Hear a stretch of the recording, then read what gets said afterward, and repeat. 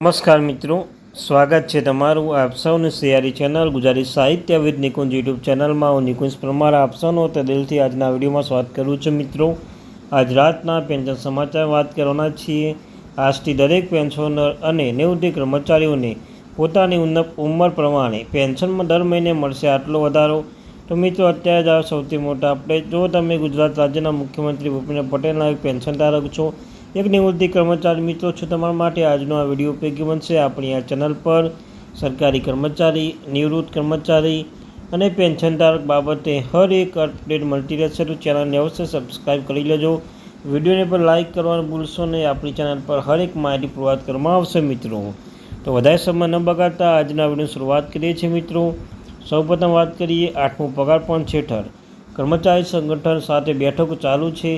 Commission તેની માગણીઓ સમજવાનો પ્રયાસ કરી રહ્યું છે અને તે માગણીઓ આધારે અહેવાલ તૈયાર કરવા માટે ઇનપુટ એકત્રિત કરી રહ્યું છે. તે દરમિયાન દેશના પેન્શનની કમિશન સમક્ષ એક મહત્વપૂર્ણ માગણી મૂકી છે. તમે જાણો છો મિત્રો, 8મો પગાર પંચ લાગુ થવાનું છે. 18 મહિનાનો સમયગાળો આપ્યો છે. તે બાબતે અહેવાલ કરવા માટે ઇનપુટ એકત્રિત કરી રહ્યા છે અને દરમિયાન તે દેશના પેન્શનની કમિશન સમક્ષ એક મહત્વપૂર્ણ માગણી મૂકી છે મિત્રો. 8મું કેન્દ્રીય પગાર પંચ હેઠળ લગભગ 10 લાખ પેન્શન પ્રતિનિધિત્વ કરતી સંસ્થા ભારત પેન્શન સમાજ BPS કમિશન સાથે બેઠકમાં લઘુત્તમ પેન્શન વધારવા, દર 3 મહિને મોંઘવારી ભથ્થા સુધારો કરવા અને જૂના અને પેન્શન વચ્ચે તફાવત દૂર કરવાનો પ્રસ્તાવ મૂકવામાં આવ્યો છે. તો મિત્રો, તમે જાણો છો કે લઘુત્તમ પેન્શન વધારવાની વાત કરવામાં આવી છે. દર મહિને મોંઘવારી ભથ્થું વધારવામાં, જેમ હાલમાં મિત્રો તમે જાણો છો હાલમાં વર્ષમાં બે વખત મોંઘવારી ભથ્થું વધે છે. એક છે જાન્યુઆરીમાં છે, બીજું છે જુલાઈમાં. પણ મિત્રો, આમાં સુધારો કરવાની માંગ કરવામાં આવી રહી છે. ત્યારબાદ જે જૂના અને નવા પેન્શન તફાવત દૂર કરવાનો પ્રસ્તાવ પણ મૂકવામાં આવ્યો છે.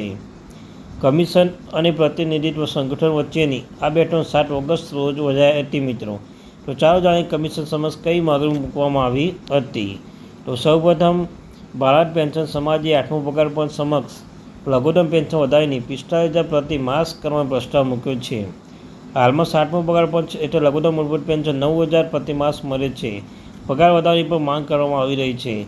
તો મિત્રો, હાલમાં જે લઘુત્તમ પેન્શન છે તે ₹9,000 મળી રહ્યું છે, પણ તેને વધારવા અંગે ફરી એકવાર વધારો જોવાની વિનંતી કરવામાં આવી છે. પેન્શન છે 45,000 સુધી પહોંચાડવામાં આવે.